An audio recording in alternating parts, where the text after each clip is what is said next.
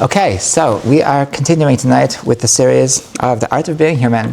And for tonight's class, so I want to speak about something which is actually appropriate for the last couple of days of the month of Tishrei, because the constellation of Tishrei is Moznaim, is, how do you say, Libra, I think, that is which is the scale, okay?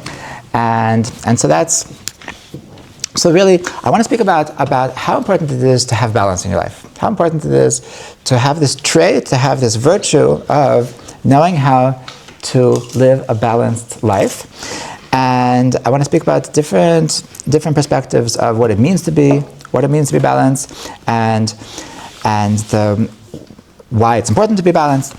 And I wanted to start by saying that I think that this is like the Torah really tells us that the world is based around balance. That the Torah Hashem didn't want us to have a constant, monotonous life, but rather that there's a certain cycle.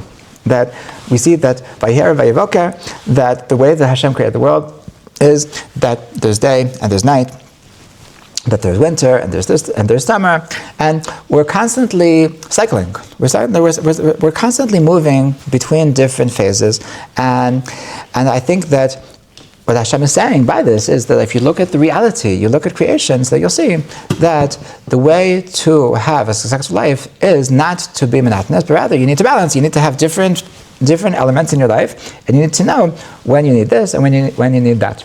Okay, so now the truth is that according to Kabbalah, so this is really a trait which is connected to something called tikkun. Tikkun means the rectification of the world, and so it says in the Arizal that at the beginning, so Hashem actually created the world in a way that didn't work, that wasn't sustainable, and this was called the Olam HaTohu, and that there was a world of chaos. And then afterwards, Hashem made a world of tikkun, a world of rectification, a world in which everything fit, a world in which everything sat well. And the Arizal says that one of the defining differences between the Olam HaTohu and the Olam HaTikkun is how the different energies of the world were organized.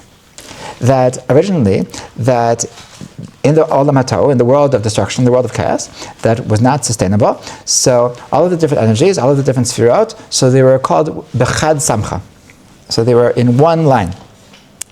And one of the defining factors of the world that worked, the world that we're in, which is the Olam HaTikkun, which is the world which actually is successful in bringing Hashem's glory, Hashem's presence into our reality. So one of the defining factors is that it has kavim, that it has lines, that it has what's called right, left, and center. And this is what you know if you ever seen like a model of the Sefirot according to Kabbalah. So they always draw it in the portrait of a tree. Like there's always there's a right line and the left line and the center line, and so we have these different sides, and you have a right and a left and a center, and that is the essence of balance. And so really, balance is the key to tikkun. Balance is the key to having a successful life. Balance is the key to having a sustainable life. And so really, this idea, this theme that we're talking about of balance, of living a balanced life. So this is absolutely a necessary tool, a necessary virtue that we need in order to succeed. Because without this, so the Arizal says that without this, we're doomed for failure. We're doomed for destruction. Okay, not having balance leads a person to destruction. So let's take a step back and let's analyze what is the opposite. What is the opposite of balance? What is the opposite of balance? So imbalance. So the opposite of having a balanced life is kitzoniyut. Is a person who is extremist. Okay, the opposite of being a balanced person is a person who is an extremist person. So what's the problem? What's the problem with extremism? What's the problem with extremism? So there's a couple of problems. There's a couple of problems. First of all, the problem of extremism is that it actually brings destruction. That the extremism will always bring destruction. That if a person is going to take anything to the nth degree, so it's by definition going to going to bring him to a bad place. Okay? Even the most beautiful things, the most beautiful virtues, the most beautiful midot, the most beautiful traits that a person has, if you do it to the nth degree, it's going to kill you, it's going to kill somebody else, and it's simply something that doesn't work. And izun, that balance is something that actually it gives life. That without balance, so then you won't be able to survive and you won't be able to sustain. So what brings a person? What is the psychological background? What is the psychological motivation of a person to be an extremist? To be an extremist. So this is an interesting question. So I think that the first thing that people like about extremism is that when you do something to an extreme, so you really, really feel it. You really, really feel it. And people have a desire to experience life in a way that they're really, really feeling it. And when you do things to only a little bit, so then it's a little bit blah. It's a little bit vanilla. It's a little bit it's not so exciting. And because of a desire for spiciness, because of a desire for excitement in their life, so they want to be a fanatic. And being fanatic leads a person to extremism. So, meaning that let's say in Judaism, within Judaism, okay? So everybody knows that it's an important thing to give tzedakah, right? So if a person is going to be a fanatic about tzedakah, and they're going to give everything to tzedakah, so then they'll feel, wow, now I feel like I'm special, like that. When I'm giving my last cent to tzedakah, then I feel like I'm something awesome. There's a value to davening with kavanah. Right? So if a person is going to say, this is my thing, this is I'm going to do this, I'm going to make sure that I'm going to daven every single word with kavanah, and so my shachris is going to take me 4 hours every morning, because I want to make sure that I know exactly what I'm saying. I'm feeling every single word from the beginning of the siddur until the end of the siddur, and I'm really feeling every single element of my prayer. So then I can say davening, I'm a good davener. I know what davening is, and any particular mitzvah, any particular element, there's people there's sections within Judaism that the only thing that they care about is Torah study, and there's sects within Judaism that the only thing they care about is our prayer, and there's people within Judaism that the only thing that they care about is to destroy smartphones, and there's people that they take one thing and this is the thing that I stand for, and they feel that now I'm good at this. I feel it. It gives you a certain element of experiencing life, and people that when things are spicy, so then they really feel it more. And this is true when it comes to midot as well. That the person that does things that has a certain calmness to the nth degree, so then they'll really feel the calmness, and if the person feels that they're very strict to the nth degree, so the first element that I think brings a person to extremism is the desire to really feel their Avodas Hashem, to feel their Judaism, to feel what they're doing, and when you do something to the nth degree, so then you're going to feel it more. I think a second motivation to turn to extremism is that it actually makes you an easy life. Now, why is that? Because what's the opposite of extremism? The opposite of extremism is balance, and we're going to soon see that part of balance requires wisdom. Part of balance requires that you know what exactly is the right balance. Right? If you have two different things, you have to know how exactly to balance these two things. If I say, could you pour me some orange juice? So then it's very easy to pour me some orange juice. If I say, could you make me a cocktail?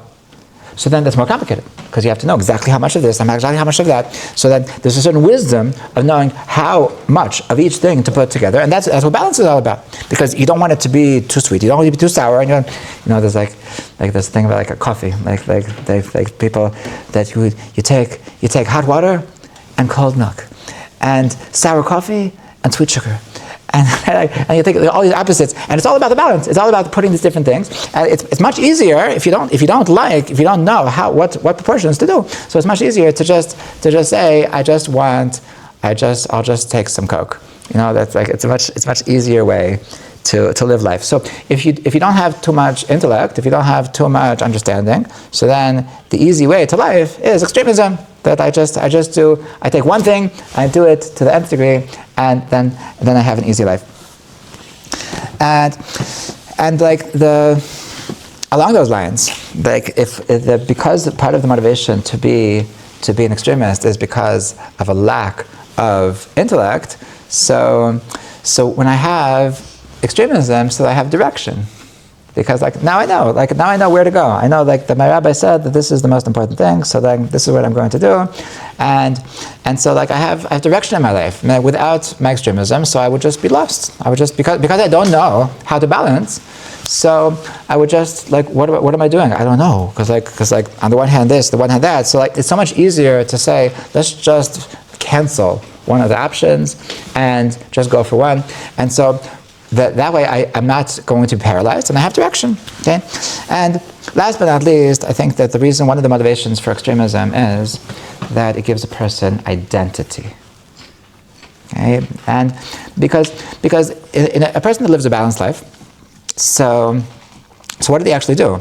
They just do the right thing at the right time. That's what life is all about. In the life of a balanced person is that what do you stand for? What do you actually believe in? Do you actually are you on this side or that side? And well, there's truth to both. It depends. That's really boring. Which side are you on? Who do you vote for? Well, I'm really on both sides. That's so cute. So you feel like you have no identity. You feel like like somebody I just read that this is a political issue right now, that you have the dichotomy between the far right and the far left, and she's just the idea of just being in the middle is a new novel idea to just let's just be sane, let's just be normal. So there's something boring about being in the middle because you feel like you don't have an identity. You feel like you're not who are you? So what are you? You're nobody. So you're everybody's friend. If you're everybody's friend to all is friend to none. So it's not there's nothing really real. Nothing really identifying about having a balanced life. You're just the Nebuch guy that just always does the right thing at the right time. And because we have this natural need for identity, so that brings a person to extremism. But the problem is that because you have this desire for extremism, so then the extremism by definition is going to bring destruction, and so extremism is never good. So that brings us to the alternative. We understand that we don't want to be extremist, because if we're going to be extremist, it's going to simply ruin our lives and ruin the lives of the people around us. And so what is the alternative? So the alternative is balance, which is the virtue that I want to speak about tonight. But I think that there's a bit of a misunderstanding as to what exactly balance means. And that is that there's two ways of understanding what balance is. The first, I think when most people think about balance, so the first thing that comes to mind is a quote from the Rambam that actually comes from Aristotle, and that is that there's something called the Shvil HaZahav. There's the golden mean, the golden path, and this is basically a way of saying moderation. Everything is good in moderation, right? And so the Rambam himself talks about different character traits. He talks about, for example, that there's a trait of being courageous, and there's an opposite trait of being afraid. And so he explains that if you're always going to be afraid, so then you're never going to get anywhere in life. You're just going to be afraid again. And the opposite of being afraid is being courageous. So a person that has no fear at all, have no fear at all. Lo lefached klal. So a person that has lo lefached klal, so he's going to do anything. What? What do you mean I shouldn't take cocaine? Rabbi Nachman said, have no fear at all. I'm not going to be afraid of cocaine. So that's going to kill him. Right, that's going to kill him if he has no fear at all, and so he's going to take a lot of cocaine. So then he's going to die. Right, a person is going to try to prove a point and trying to jump off a building, and so then he's going to die. Right, so to have no fear at all in an extreme way is going to bring a person to die. And on the other hand, a person is going to say, okay, so I'll be fearful. So I'm going to be too fearful. So maybe I shouldn't go to the store because you never know. Because you might get killed, you might get arrested, you might get robbed, so you never know. So I shouldn't do anything. So that's being too fearful. So the Rambam says what's the happy medium is the golden mean. To be in the middle, to be a little bit afraid, a little bit courageous. Brave. What? Brave. To be a little bit brave, but not too brave. And brave means that you can feel fear, but you do the right thing anyways. Okay, so he would call that the middle. That would call that the middle. That you do have fear. You do have fear because you have fear of death and you don't want to die, so you're not going to do something that's going to bring you death. At the same time, you don't have an extreme fear, so you're going to know that there's things that I don't need to be scared of, and that's called being in the middle. Okay, so the Rambam is talking about moderation. His other example is when it comes to generosity, and that it's important to be generous, and the opposite of being generous is to be stingy. So if a person is too generous, so then he won't have any money, and he won't have a way to support himself because he's too generous. And on the opposite, if he's too stingy, so then he's a bad person. So a person needs to know how to be in the middle, moderation, that a little bit of stinginess and a little bit of generosity. Yeah, that's what the Rambam says, and this is based on Aristotle. And I think that this is how a lot of people look at what it means to be balanced. That to not be extreme means to be in the middle. Okay, and I think that this is a very big misunderstanding, because moderation is actually not what balance is all about. If you think about how we started the class, that how Hashem created the world with balance, that Hashem created that there's summer and winter, that Hashem created that there's day and night. So Hashem did not make it that there's always sunset. there's always the something in the middle, that there's always the fall. That's not the way Hashem makes that there are extremes, and even though there are extremes, that we're constantly pivoting between the different extremes. Right. So what's actually the problem? What's actually the problem with this balance of moderation? So a couple of things. So first of all, it's actually very dull. And to live a life of just moderation, that just will have a little bit of everything is actually very boring. And that's because a person that's going to live a moderate life, so he's never going to do anything which is awesome. He's never going to do anything which is fabulous. Because anything fabulous is not taking into account the other things. So I like to live a moderate life. I'm never going to stay up for too long. I'm never going to. Everything is never going to, not too much. And it really the problem is that it doesn't really give a proper expression to all the different traits that are necessary part of existing. And so a person's going to only do things moderate, so he's never really going to be generous, and he's really never going to be courageous, and there won't be a place. There's always going to be a place. No, don't do that courageous act because you never know. And then because he's watered down his courageousness, so it's impossible to be a hero if you're just a moderate person, if you live a life of moderation.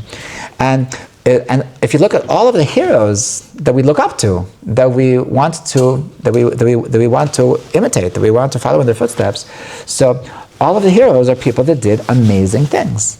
So that if balance is about moderation, so nobody would ever do anything amazing, and we wouldn't have any role models. We would just have a bunch of boring people that we're trying to follow, and that would be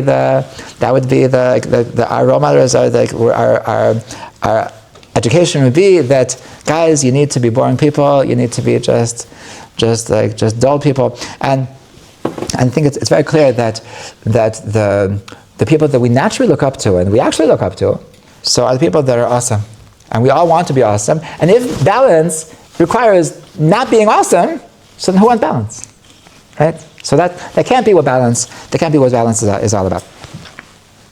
Okay. Now, number two, that there's a lot of areas of life, and the balance that we're seeking is actually that the two things which are mutually exclusive. Okay.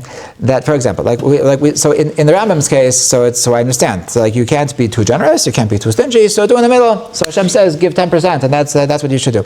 That's over there. You can have moderation. Okay. But there's things that you can't really have moderation, and if you have moderation, then you're really missing the point of both. For example, one of the most basic things that we need to balance between is bitachon and nishtadlus. Okay, are we trusting Hashem or is it in our hands? Okay, so this is we spoke about this and about Sukkot. Okay, if you recall, that bitachon means trusting Hashem. And this is the symbolism of the Sukkah, that I'm in Hashem's hands, I'm in Hashem's arms, and Hashem is embracing me, and it's all up to Him. And what I do is insignificant, what I do doesn't make a difference. And on the other hand, we have the lulav. The lulav means everything is in my hands, that I make the difference I decide my destiny.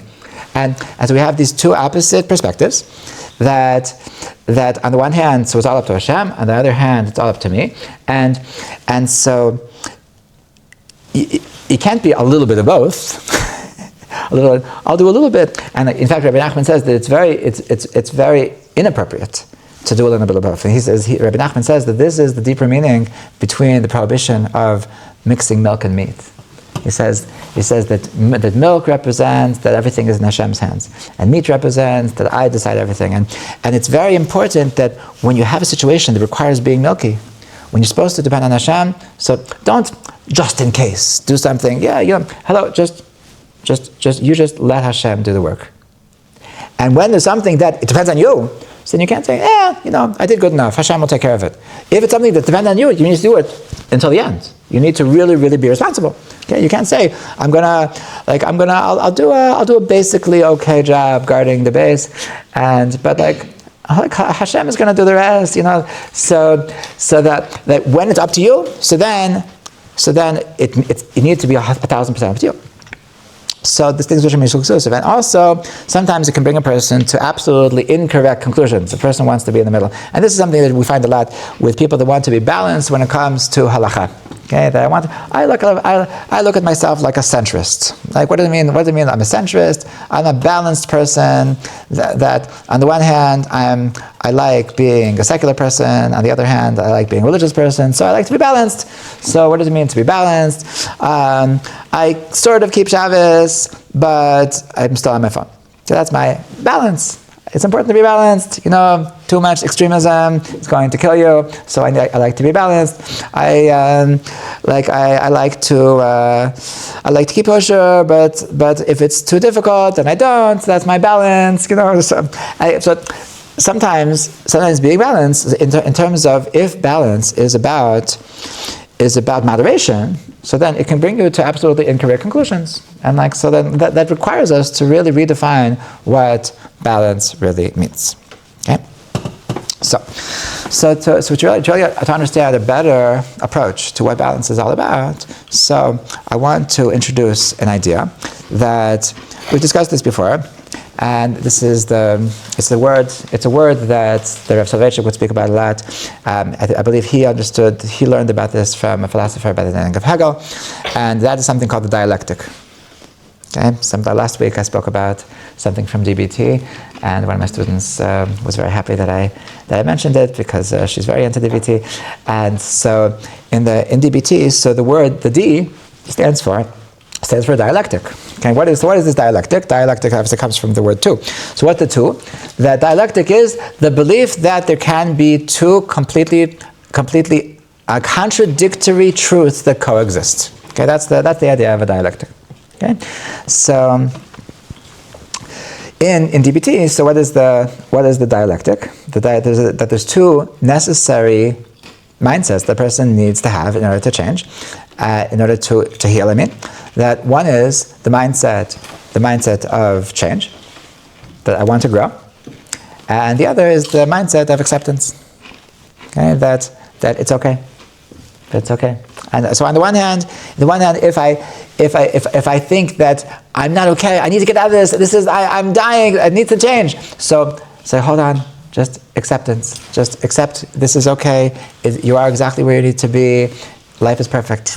Let us just accept it for what it is. It's okay that you don't have a job. It's okay that you're homeless. It's okay that you're sick. Whatever it is, you can make the most of it. It's completely okay. It doesn't need to get any better. That's acceptance. Okay, and without acceptance, so you'll never get better. You'll never get better because you're just going to go crazy. You're just going to drive yourself nuts because you can't stand the fact that you're not where you want to be. So the only way to heal is to have acceptance. On the other hand, if you only have acceptance, then you're actually never going to get to a better place.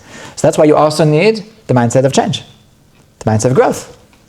And these are completely opposite mindsets because they're mutually exclusive. Because if I actually want to grow, that means that it's not okay to be where I am. And if it's actually okay to be where I am, then I don't need to grow. So these are two opposites, and they're both true, and they're both necessary, and they can both coexist. What do I mean they both coexist? They don't coexist at the same time. But there's times that I need to tell myself that it's okay, I can completely accept the reality. And there's times that I need to tell myself, okay, let's make this better, how can I change, how can I improve? Okay, so that's in DBT. Now, this is certainly true when it comes to the lulav and the sukkah, that we are both in Hashem's hands and we're both in our own hands. And this is something that in Jewish thought, so we call this the paradox of Yediyah and Bechira. Yediyah means that Hashem is omniscient. Hashem knows everything. On the other hand, we have Bechira, we have free will. And these are two mindsets that contradict one another. Because if Hashem really knows everything, so then He knows what I'm going to choose. And if I really am choosing, then Hashem doesn't know. And we firmly believe that both Hashem knows everything, and both that we are completely in control. And these are complete opposites, and these are complete contradictions. And even though there's complete contradictions, nevertheless, they can coexist. Now, how can they coexist? So now, the fact that two completely contradictory truths can coexist, that says one thing. That says that we don't understand everything. And that's why the Rambam, based on Aristotle, so they were a little bit wary of such an approach, because in the world of rational thought, so it's hard to say, I really, really have no idea that this is actually a contradiction. That in the world of rational thought, if something is a contradiction, that cancels it. That means that it can't exist. Whereas once we accept the fact that we can't accept the depth of reality, once we understand the reality is really more complex than we will ever understand, so then we can accept, okay, yes, these are two truths that they actually, as far as I understand, they contradict each other, but yet I know that they're absolutely both true. So you need a certain element of humility. You need a certain element of humility, and that is why Malchut, which is also a big theme of the month of Tishrei, that Malchut is in the middle in Kabbalah, and Malchut is about humility. That in order to actually be in the middle in a healthy way requires an element of humility. Okay, so this is something that Rabbi Nachman would talk about a lot, and Rabbi Nachman would call these things kushiyot she'en aleim tshuva. That there's questions that don't have answers. Don't fall apart. Don't get depressed when you have questions that don't have answers. It's part of reality. It's part of reality that there's questions that don't have answers. And he said that there's something that we can live with because life is the way it is, because Hashem's infinite reality is taken away from here, and that life is full of paradoxes. And it's something that we just need to embrace, that we are just human, and Hashem is infinite, and the world is always going to be more complicated than we can ever understand. And so to just embrace the fact that there's going to be kushot she'en aleim tshuva. There's going to be questions that don't have answers. So really, so how do you deal with questions that don't have answers? How do you deal with the actual paradoxes? So the answer is juggling. The answer is to simply to know when is the right time to adapt each approach. When is one approach going to help me? When is the other approach going to help me?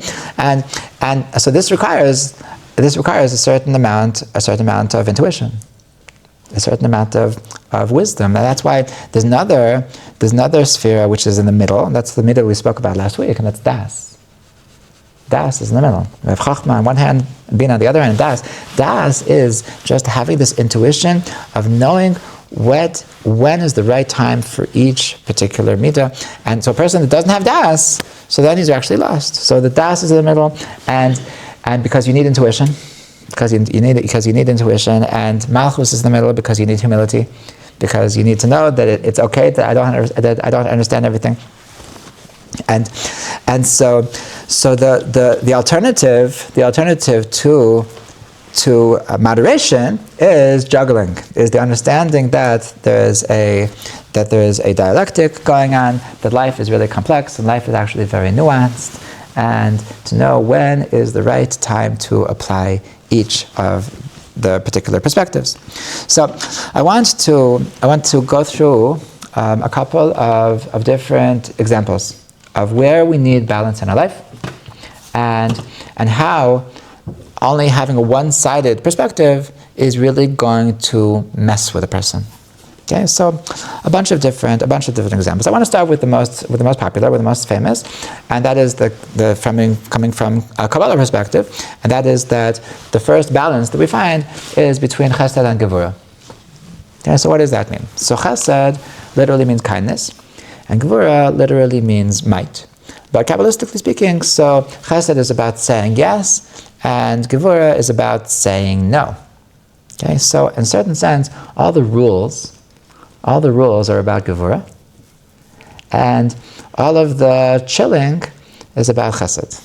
Okay, so there's a certain mindset of Gevurah, that things need to be by the books, things need to be according to the rules, and there's a certain mindset that it's okay, we can be easygoing, we can be forgiving, and it doesn't always have to be by the rules. And so this is something that's relevant in so many different places. This is like, first of all, let's talk about by ourselves. Like, do I want to be a person that I always follow the rules, or do I want a person that is just easygoing? That I look at the rules as just advice. I look at the rules as like, if it works for you. So a person that only has Gevurah,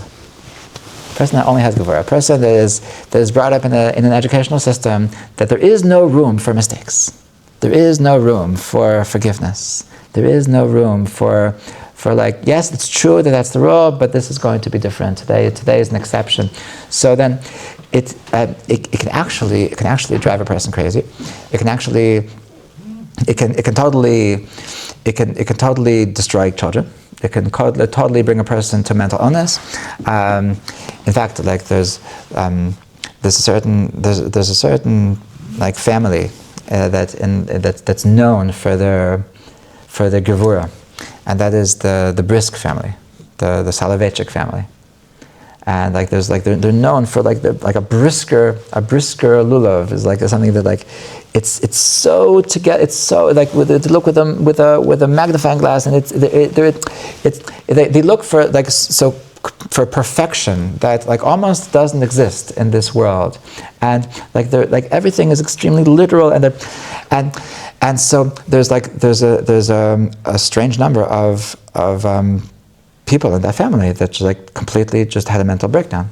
That too much rules and too much stress and too much lack of sababa, lack of chilling. So you can actually like push a person off the deep end. Like you can't take it anymore. Like it's actually this is what it means, that it brings destruction, right? So if a person is like it says something that if there's no such thing as going against what a certain halacha is, then that can certainly bring a person to complete destruction. On the other hand, if a person is going to just live a life of my rabbi is the Baba Sababa, and then that is literally that's literally Reform Judaism. You'll actually never get anywhere if you don't have rules. And like imagine what medicine would be if people didn't go by rules. If like the pharmacist would just like, oh, I don't have exactly the medicine that you need, but I'll give you something close. Like the doctor says, I don't exactly know how to do the surgery that you need, but I'll do something close. Like the world is not going to function if you just live with a life of sababiness. And like we're really going to, and so it's very clear that the rules are critical And without rules, like if nobody would follow rules, if like there's times think about like driving rules and like safety in the streets. If people aren't going to follow the rules of driving, so then like so many people are going to die. Like of course you need rules, and the world of spirituality is no less than that. The world of spirituality is no less dangerous to your soul than the laws of driving are to saving lives. And so, like to think that rules are arbitrary is simply a spiritual suicide. And at the same time, to think that there's nothing besides rules, that's equally suicide. Right? So a person needs to know how to be very strict, and a person needs to know how to be very chill.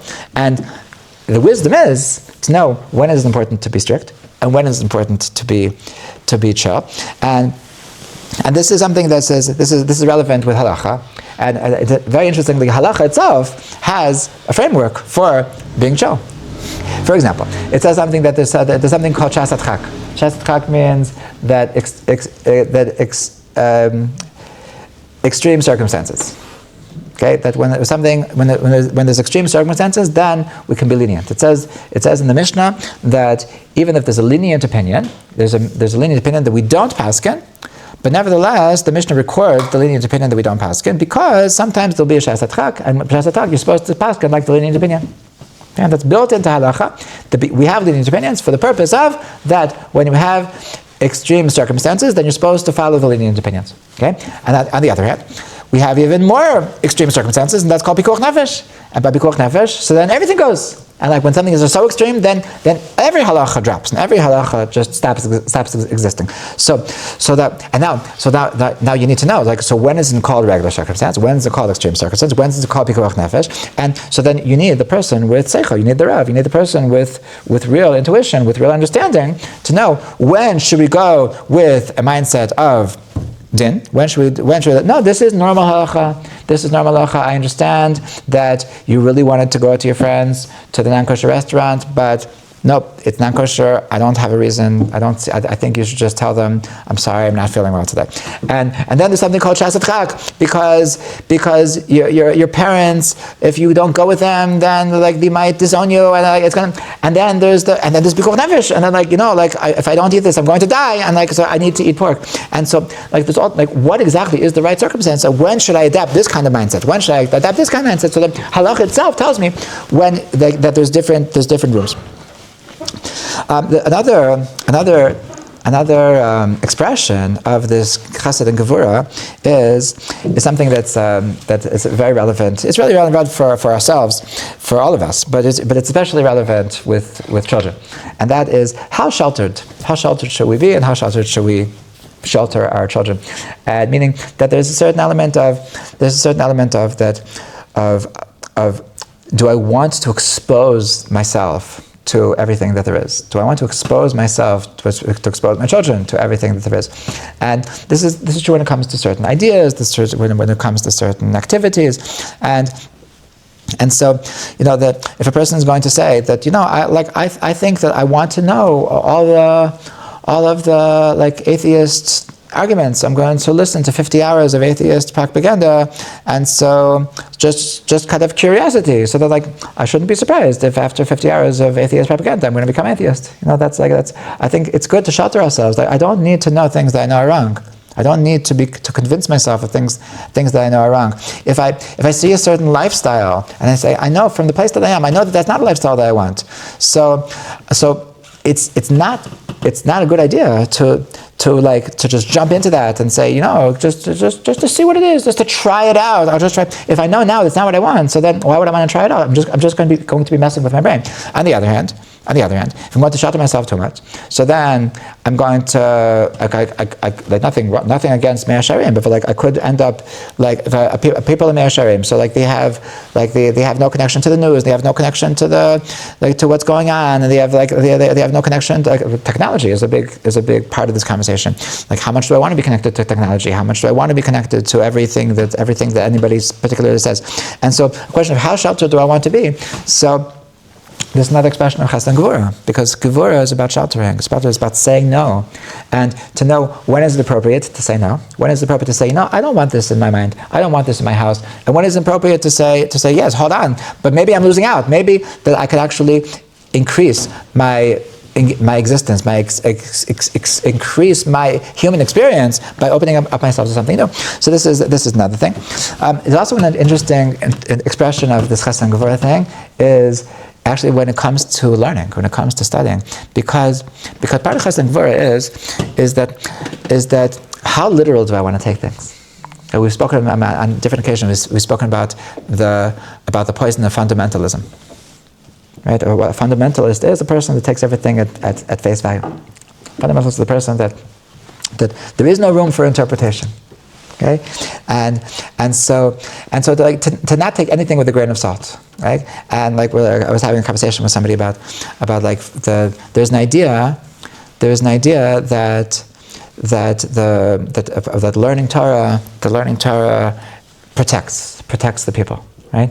So there's yeshivas that they tell their students that you have a responsibility, just like a soldier has a responsibility to protect the nation. You also have a responsibility because maybe if you're not learning strong enough, so then maybe there's going to be a terrorist attack because you weren't studying hard enough. And you can take this true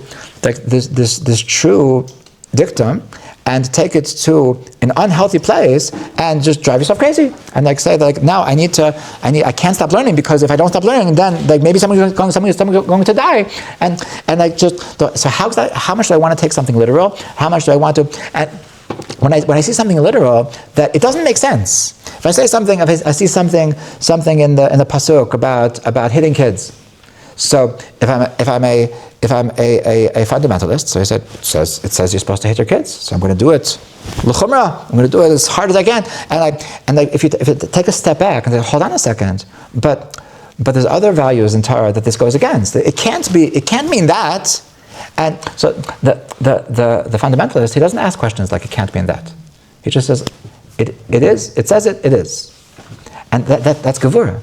And Chesed is the ability to take a step back and say, hold on a second, maybe this requires interpretation. Maybe that wasn't exactly what they meant. And so now, on the other hand, if I'm going to reinterpret everything, and I say, I don't, who says that when it says not to eat pork, so maybe who says it really means not to eat pork? Let me just reinterpret that. Maybe it really just means I shouldn't really be a pork. Maybe I shouldn't, and so when do I say maybe there is some literal meaning over here, maybe there's room for interpretation. So really the balance between the juggling between literal and interpretation is also this expression of Chesed and Gevura. This is true when it comes to a relationship with time. There's people that are always they're a stickler for being on time. And because the fact that they want to be on time, that this is Gevura. This is rules. This is time is the greatest rule, that the standard that holds us to something. And class starts at 8:30. You came 3. I have colleagues that they lock the door to the class 30 seconds after class was called. If you come 30 seconds late, so then you can just stay outside, wait till the next class. And hello, there's human beings here. Maybe they were in the restaurant, maybe they had something important. Your relationship to time, that you can drive yourself crazy and drive the people around you crazy if you're too crazy about time. And I think this requires a certain forgiveness, a certain chesed. And on the other hand, if time doesn't exist, it's really frustrating. There's people that by them time doesn't exist. Time doesn't exist. I'm not sure if it's actually true. I think a lot of people that would like the world to think that time doesn't exist for them. And the truth is, time very much exists. It's just, they just don't care about other people. So they'll come exactly 3 hours late to every event because I can get away with it, because I can pretend that. But anyway, there's people that just on a different wavelength. There's people that they're mamish on a different wavelength, and so that's also you need if people are expecting you, people are waiting. Nobody likes to wait for 45 minutes for something. So you need to somehow be on time. On the other hand, you can't be too much too much of a stickler for time. And like, if you're going to be too much of a stickler for time, if everything in your life is going to be that I'm racing against the clock, I'm going to have a mental breakdown. Like, it's like, there were years in my life that there was a certain, I needed, I needed to show up every day by a certain time, and it ruined my mornings. Like my mornings were full of stress every single day. It killed me. Like I look back at those days, and it could be like I look and I say to myself, it's true. My day started half an hour earlier than it did now, but like I would never go back to that. It was not worth that time. It was not worth the time that I gained by stressing myself. Was not worth the lack of peace of mind that it stole from me. That the fact that I was always angry at my kids because they weren't walking fast enough, and I was like, that's not the kind of life I want to live. That's not the kind of existence that I want to have. Okay, so this is chesed. This is chesed and gevura. Another place that we need to balance, we need to juggle between different perspectives, is that between my personal existence, my individuality, and everybody else. Right? Sometimes there's a place for being me. There's a place for my own thoughts and my own flavor, my own song, my own melody, and there's a place for fitting in. For being part of society, and there's people that their entire existence is about fitting in, and like they're to the point that they don't even know who they are. That what you believe in, I do whatever they say. I do whatever it says, whatever everybody else is doing, and I refuse to be my own person. I refuse to state my opinions. And there's other people that they just don't care. They couldn't care less about what anybody thinks. I say my thing, I have my truth, I go with it, I don't care and like to a certain extent, we said before that part of balance is about humility. Malchus is about humility. And part of living a balanced life is to recognize that, I don't know everything. Like maybe if everybody else says the opposite of me, maybe there's something to it. Maybe I should question myself. Maybe I should take into account that maybe there is some truth to what everybody else says. Like there's people that they think they discovered America, that they're the only people that really know how to serve Hashem. They're the only people that really know what Judaism is all about. Like maybe there's something to the fact that that for the past 2,000 years that this is exactly what everybody's doing. And so person, we want to be individual people, we want to be colorful people, we want to be connected to our own ratzon, we want to be connected to our own ideas, and at the same time, we need society, we need friends, we need to be part of everybody else. If you're going to be if everything about you shouts that I have nothing to do with anybody else, so it's going to be hard to make friends. Nobody, everybody wants to have some kind of familiarity with the people around them, and it requires a certain amount of acceptance of we are the same. I do respect you. We are on the same team. We are on the same page. Now, along the same lines. So then there's a balance between creative thinking and critical thinking. Right? That place that I want to be my own person, that's the place of that, what do I say? How can I think out of the box? How can I think of something new? And critical thinking is that maybe not. Maybe it's better to bury that. Maybe that's not such a great idea. Maybe it's better to be like everybody else. Now,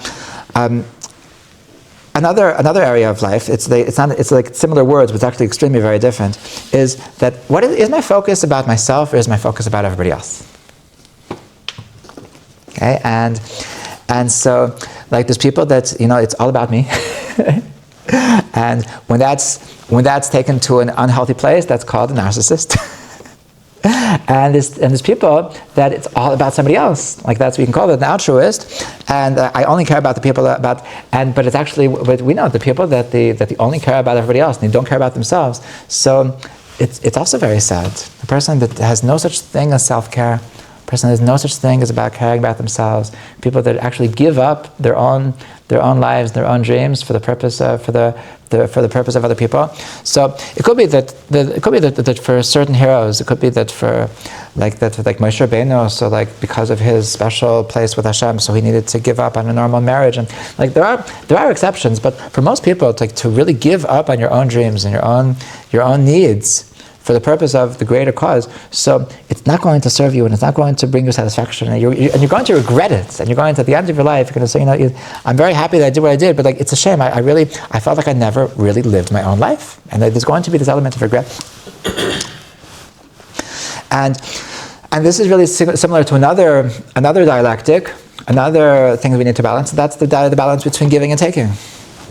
That like part of life is about receiving. Part of life is about that it's important to be in a place of receiving. A part of that I need, like I have needs. I have needs. It's okay. It's okay to take. And because I have my place of my health, this is who I am. So I don't have to be embarrassed about the fact that I have needs. I don't have to be embarrassed about the fact that I can appreciate when people help me. And on the other hand, if I'm all about taking, so then I really have a pointless life. If I don't help people around me, so I need to be in a place of giving, and I also need to be in a place of taking. What's the right time for giving, and what's the right time for taking? So then I need this intuition. I need this place of das to understand which is the right time for each. Along the same lines is the dialectic between being and doing. This is the difference between Shabbos and the days of the week. And because really Shabbos is also about taking. So Shabbos is about stopping. It's about receiving. It's about just being, that I don't need to do anything because everything's already done. And Shabbos is about just my existence and about focusing on who I am. And it's not about my doing, it's not about my mission, it's not about changing myself, changing the world. It's about being in touch with my existence. It's about being, and this is where meditation comes in. This is where a person who doesn't care about themselves, doesn't care about being. So then they're not going to be conscious of their existence. And if you're not conscious of your existence, then what you're doing, then you're doing is going to be a low level life. You can do the most amazing things, but you're not aware of how awesome your life is that you're doing. So if you don't have time that you spend for this, we spoke about last week about hisbodedus, about how important it is to have time for yourself, just time to check out from the world, and it's just me and Hashem. It's just me and Hashem. There is nothing else. There is no other. There is nobody. There's nobody else. There is nothing else.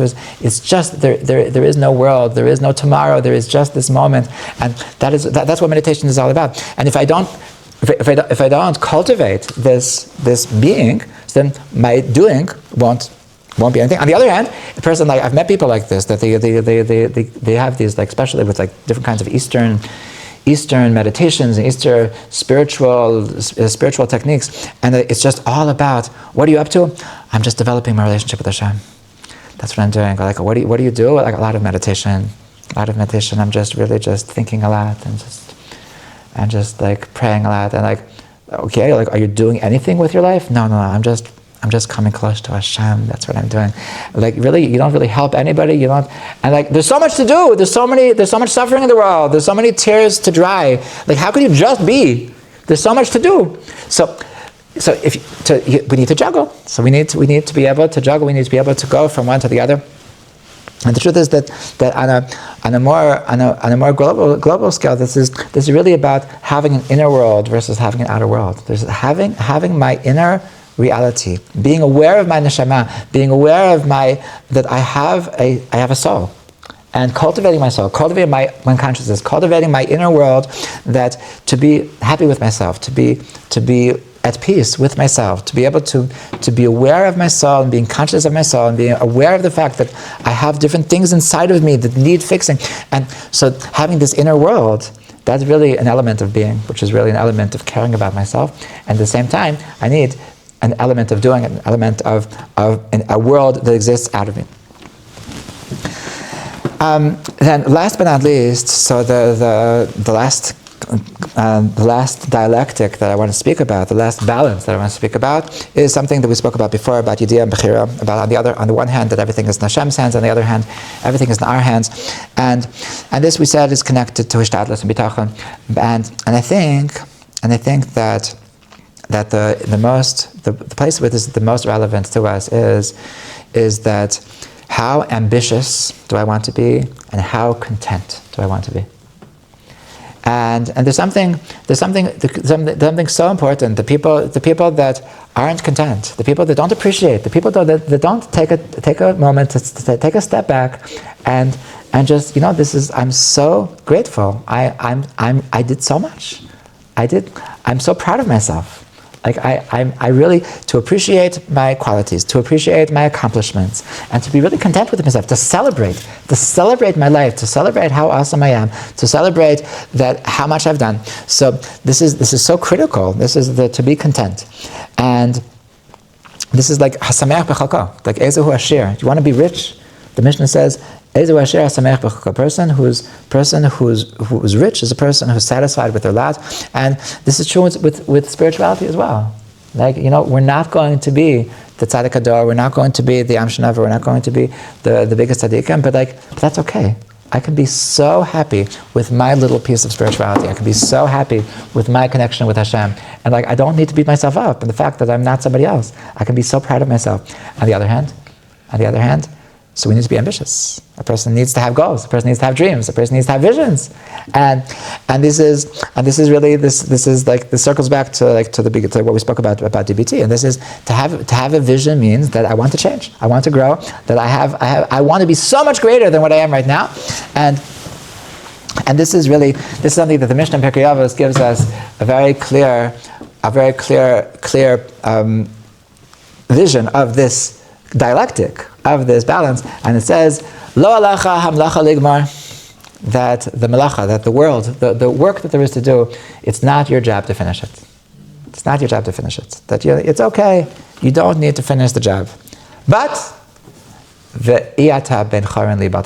but you are not a free man to just forget about it, to just say, okay, if I'm not going to finish it, so why should I bother? Why should I bother? You are not free not to try, but it's not your job to finish the job. Okay?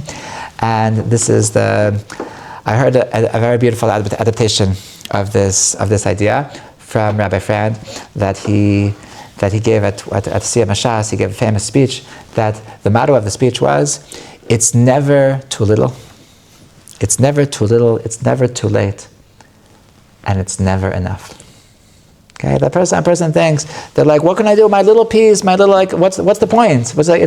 It's not good. It's okay. It's never too you can do a baby step. Do a baby step. That's perfect. It's never. But I didn't do it at the right time. I didn't it's already. I've been doing it like this for 50 years. It's never too late. It's okay. Just start today. I know that time is going to run out in 10 seconds, but it's not too late. You can do it for 10 seconds. But it's never enough. Never, just despite the fact that you're doing baby steps, and despite the fact that I never tell myself that I need to finish the job, but I need to keep on working. It's never enough because that's what we're here for. We need this ambition as well. So this is really. I hope I did justice to this topic. I think this is it's a very critical topic in life, and that is that life is complex. That life is complicated, that life is nuanced, and therefore that we're going to be bombarded with contradictory messages in every single element of our life.